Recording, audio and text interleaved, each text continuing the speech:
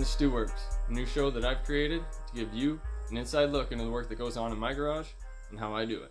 And today, I give you a walkthrough on how I remove the cylinder head on an 07 Audi A4. So guys, I got this 2007 Audi A4 here, and what we're going to find out today is if we can save it from the junkyard. Picked it up for about $1,200. It's got broken timing belt, which definitely means bent valves. Most people would have just swapped the engine, but we're going to try and fix the existing one. So we're going to see how much damage is done, and basically see how cheaply we can fix it. Anyways, let's go have a look, see what we got here.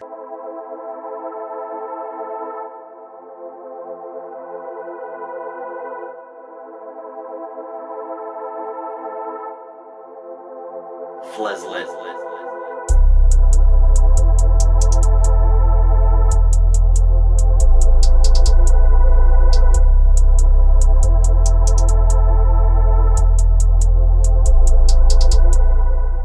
Well, I've got myself a repair manual because I'm usually a BMW guy. So we're going to get to work on the A4. Going to get it jacked up, put it in service mode, flip the front down, basically get access to the engine compartment and take her from there.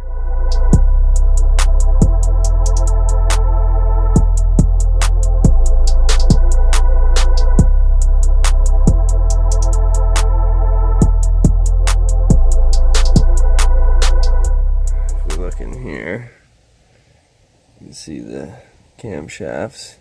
Now when I turn that over, these do not spin, so we know for sure that the timing belt is broken. So if you're working on a Volkswagen or an Audi, do yourself a favor, pick yourself up a set of spline drive bits or the triple square bits. Get the shallow bits if you can, because there's a few spots, like even to get the front bumper off, it's pretty tight. So the first challenge, getting this friggin' bumper off. There's two bolts. They hide them pretty well. They're behind the splash guard and the fender well. Basically, here I'll show you. That's them back there. There's two. I think they're 10 mil.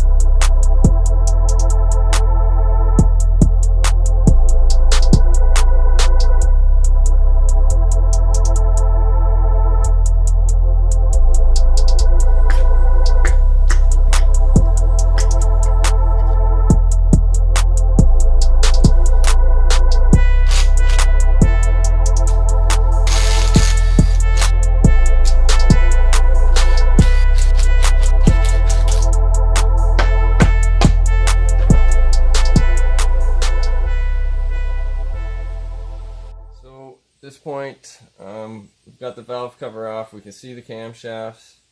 I thought it was the timing belt that was broken.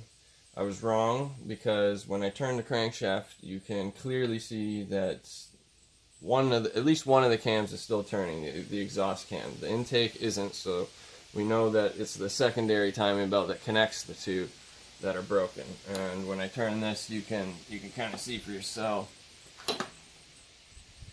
So it is good news though, because now we know only half of the amount of valves that we originally thought are going to be bent, all the ones on the intake. Now before we take the cylinder head off, I still need to get the manifold and the exhaust manifold off, but before we go any further, we want to set the engine to top dead center on cylinder number 1. I don't have a fancy 12-point socket for this, so all I've done is I bent a 3/4 inch wrench in the vise a little bit, just enough to get it in there. We're going to use that to turn it, and then I put a compression gauge on cylinder number 1, and we're just going to watch for a spike in pressure, and then we'll know that that cylinder is on the compression stroke.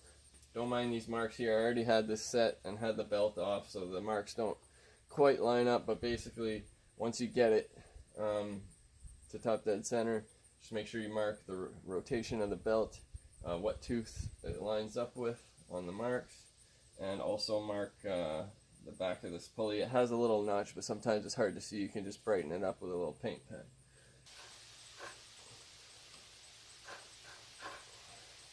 So you see it just moved. We know it's on its compression stroke.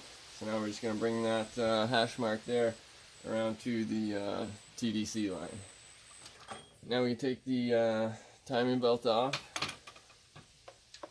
Just loosen the tensioner pulley here. Just crack it loose. And get your Allen key. And voila. Just like that.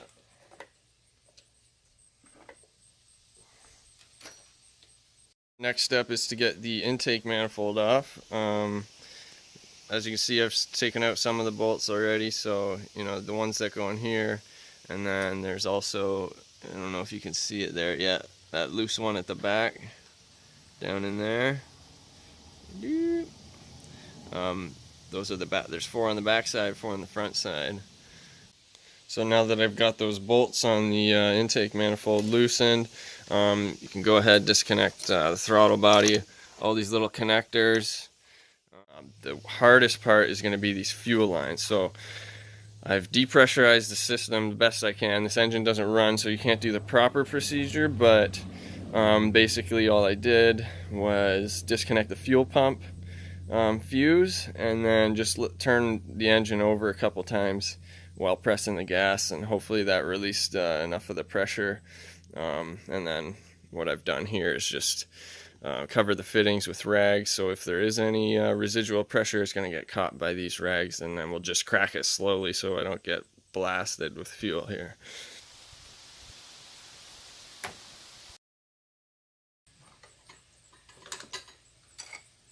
Alright, and just like that, we got the fuel lines disconnected. I thought that was going to be a lot worse.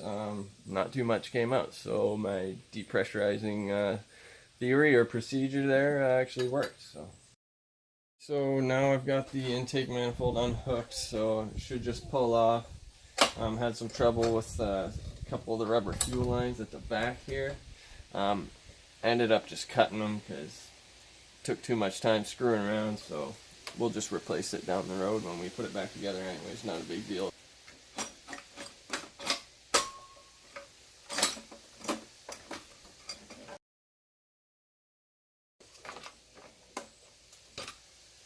Perfect.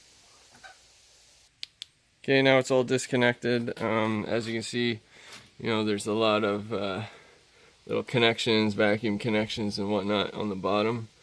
So just undo all that. Make sure you label everything so you don't forget how it goes back together.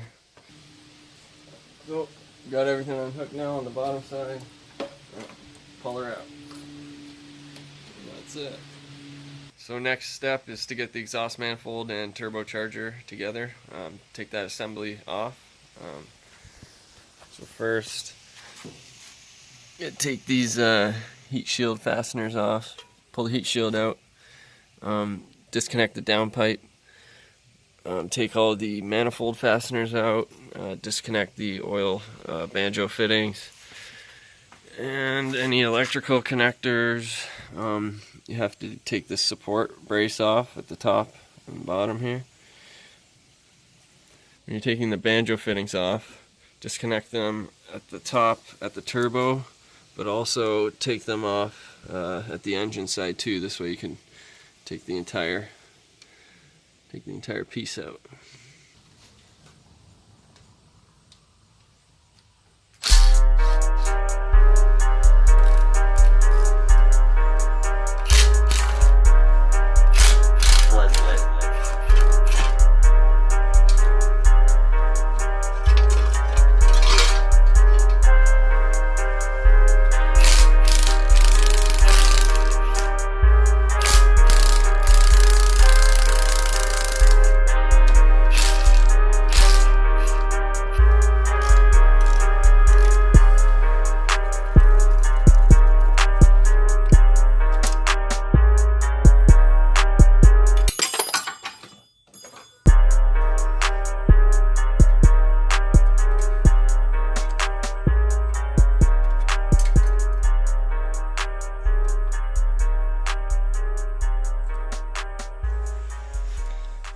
disconnecting the downpipe. As you can see, there's 1, 2, there's the third one, but the fourth one is going to be a pain in the ass.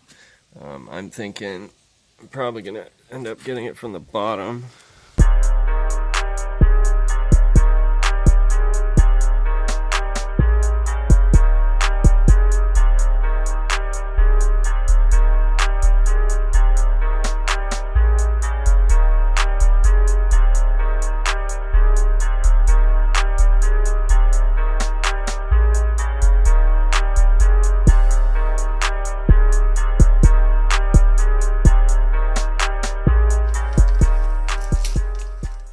That's how you get that bolt out.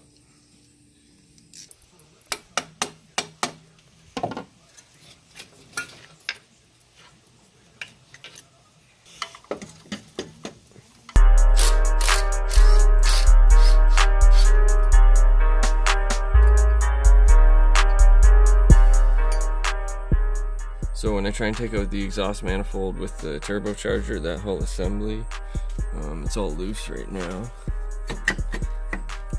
But as you can see, there's a couple of the studs stayed in the head. It's kind of getting caught on there.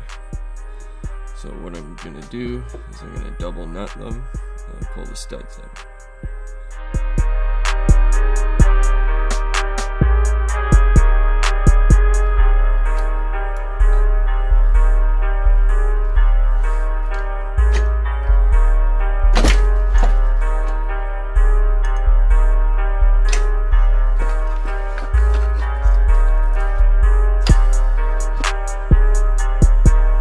Now that the exhaust manifold and the turbo, along with the intake manifold, have been removed, now we can start taking off the cylinder head. These are the head bolts right in there. If you look at the manual, you can see that's the proper order for tightening. When you're taking them off, you have to do the exact opposite. So start from 10 and work your way down to 1. It's good to make a reference by putting it onto some sort of board or piece of paper or something you can have handy. So I made a little whiteboard here. Already got this one.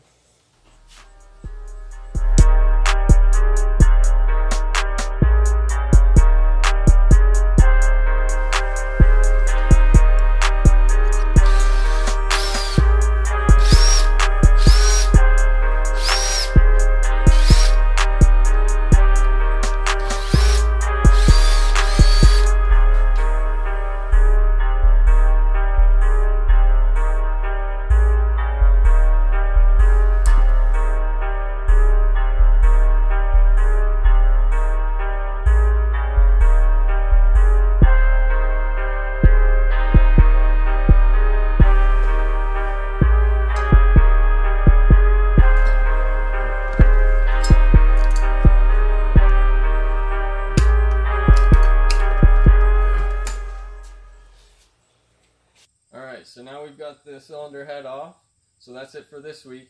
But if you found this video in any way helpful, please remember to like, comment, or subscribe, and make sure you check back in next Thursday at noon when I upload my next video on how I disassemble the cylinder head and do a wear assessment. And of course, thank you for watching.